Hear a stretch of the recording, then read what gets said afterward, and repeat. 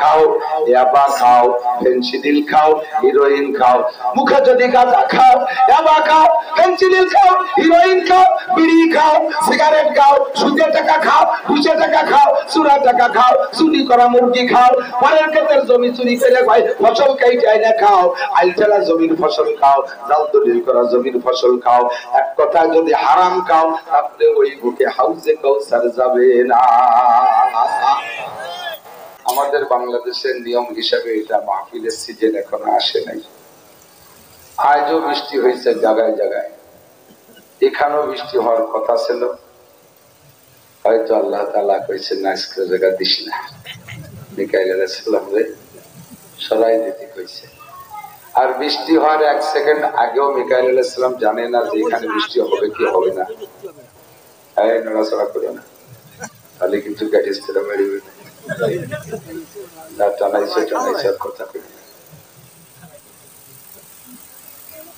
তো আল্লাহ পাক রব্বুল আলামিন এই সিজনের শুরুতে ডাল সিজনে এত মানুষ জমা করে দিয়েছে, সুবহানাল্লাহ। জায়গার চেয়ে মানুষ বেশি হয়ে গেছে। দেখেন ওই যে স্টেশনের মতো দাঁড়ায় দিচ্ছে কত মানুষ। আপনাদের সামনে যদি একটু জায়গা থাকে, আসলে গরমের সময় ঘন হয়ে বসতে বলাটা আমারও বিবেকে বাধা দেয়, কিন্তু আমি ফ্যান নিজে আওয়াজের সময় ব্যবহার করতে পারি না। কথা বলার অবস্থায় ফ্যান ব্যবহার করলে গলা মিশে যায়, গলা বসছে শুধু এই ফ্যান খাতে দিকে।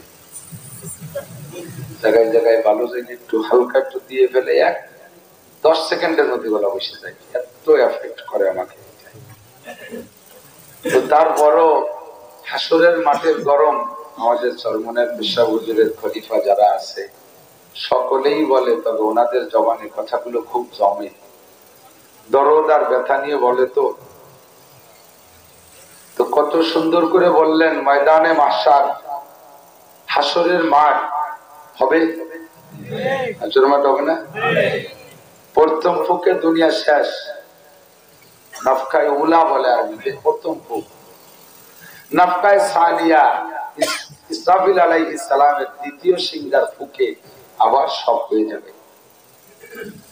বর্তমানে পৃথিবীটা আছে গোল, ফুটবলের মতো, কোন বিয়া করা না, একেবারে গোল। আর দ্বিতীয় ফুকে পৃথিবীটা হবে সমতল, একেবারে সমান সোজা। সেটা পৃথিবী থাকবে না, সেটা হবে আখিরাতের ময়দান। সূর্যটা একেবারে মাথার সাথে মিশানো থাকবে। বিশ্বাস হয় না? কত অবিশ্বাসকে বিশ্বাস করে ফেলতে পারলেন? এমন নগদ বিশ্বাসকে, এমন নগদ গায়েবকে যে কথা বলেছেন বিশ্বনবী মুহাম্মদ রাসূলুল্লাহ সাল্লাল্লাহু আলাইহি ওয়াসাল্লাম, যে নবী কোনদিন মিথ্যা কথা বলে? বলছে নবীকে মিথ্যাবাদী সাব্যস্ত করতে পারলে আবু জাহেলের কেল্লা ফাতা হয়ে যেত। নবীকে মিথ্যাবাদী সাব্যস্ত করতে পারলে আবু জাহেলের জয় হয়ে যেত।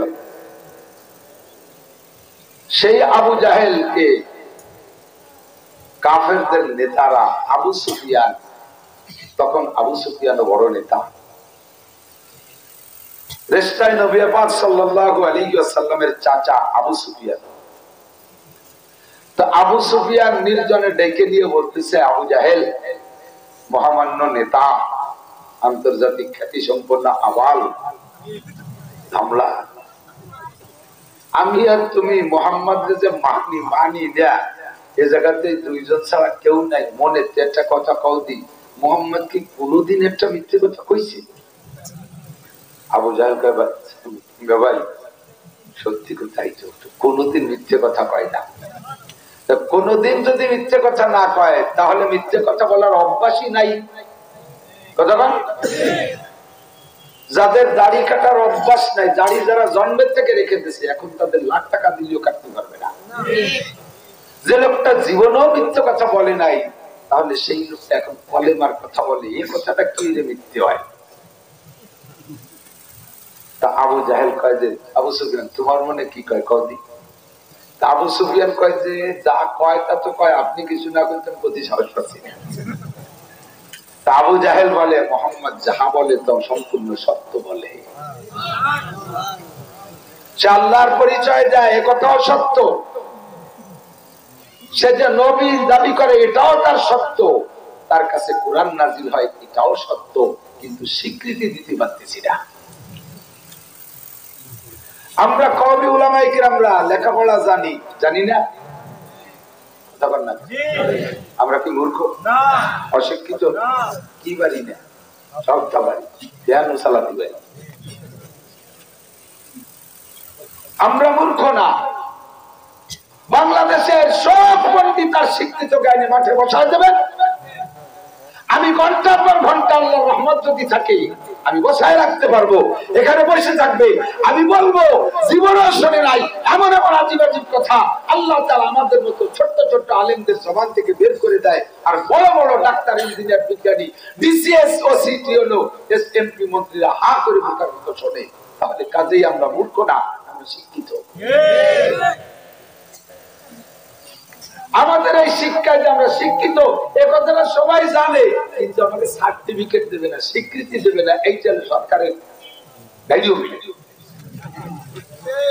দেব না, ছাগলের মতো খামিতেছে, দেব না। বাংলাদেশ সরকারের মাননীয় প্রধানমন্ত্রী জননেত্রী শেখ হাসিনা এসে কয়, আমিও লেখাপড়া শিখছি হুজুরকে কাছে থেকে।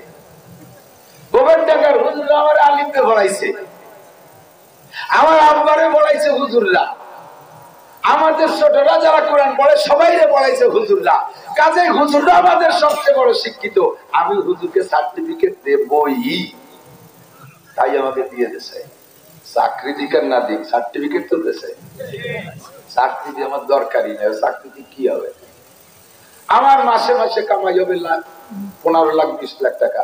আমাদের সরকার এমন কোন চাকরি দিতে পারবে সরকারের কাছে আছে যে চাকরির বেতন 20 লাখ টাকা? চাকরি কি কোন দরকারই নেই। আল্লাহু আকবার। আবু জাহেল কয় মুহাম্মদ সত্য কথা বলে, কোনদিন মিথ্যা কথা বলে না। জি, কিন্তু স্বীকৃতি দিতে পারতেছি না। স্বীকৃতি দিলে আমার ঐতিহ্য থাকে না। এই আত্ম অহমিকা আর অহংকারের কারণে আবু জাহেলের কপাল পড়ছে, আবু জাহেলের কপাল পড়ছে।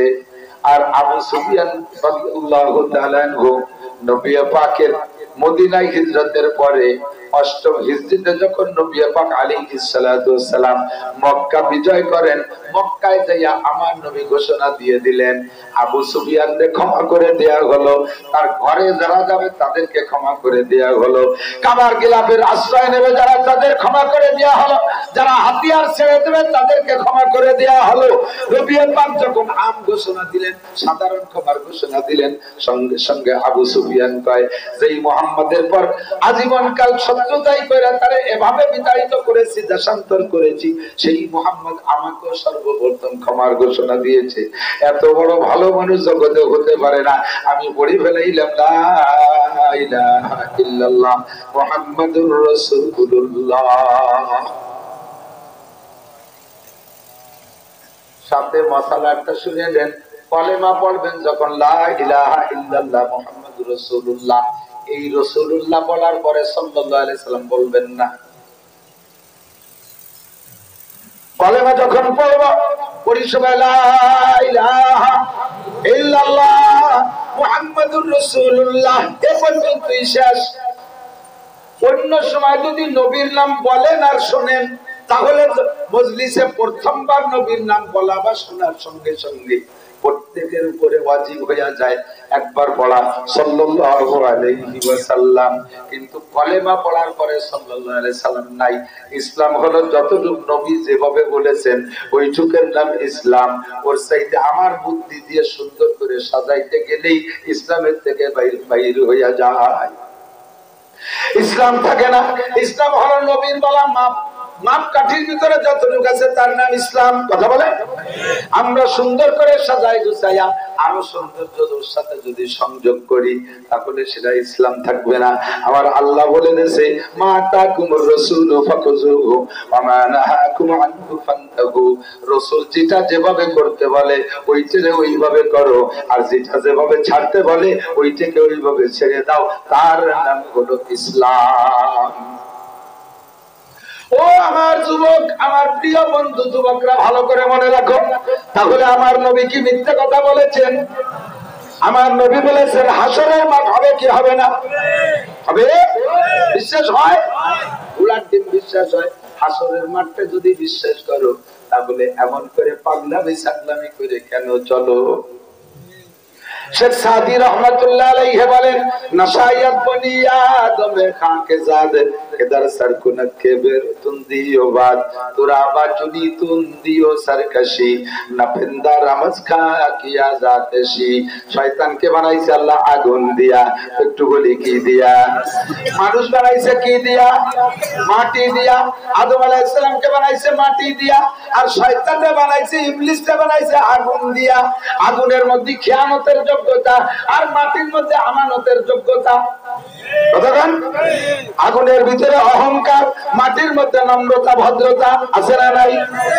আগুনের মধ্যে যা দেন ও কি আরো বাড়াইয়া দেয় না শেষ করে দেয়? আর মাটির মধ্যে যা দেন ও কি শেষ করে দেয় না বাড়াই দেয়? একটা ধান দিলে 700 ধান দেয়, একটা পাটের বীজ দিলে কত বড় একটা পাট গাছ দেয়, একটা পেঁয়াজের দানা দিলে কত বড় একটা পেঁয়াজ দেয়, একটা আমের আটি মাটির মধ্যে দিলে কত বড় একটা আম গাছ দেয়, হাজার হাজার আম দেয়, একটা কাঁঠালের লাঠি মাটির মধ্যে দিলে কত বড় একটা গাছ দেয়, হাজার হাজার কাঁঠাল দেয়।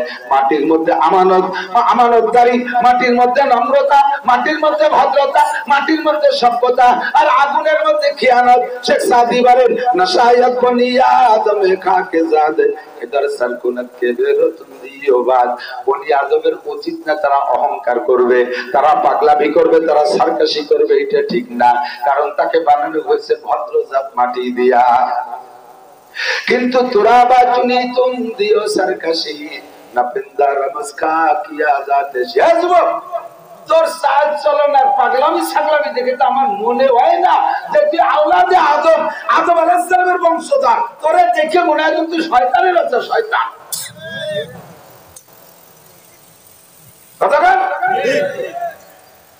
অন্যায় করছে, ধমক দিলি ফিরে দাঁড়ায়, জ্ঞান দেবেন না। জানি নতুন নতুন ভাষা বলতে হচ্ছে, তার একটা জ্ঞান দেবেন না।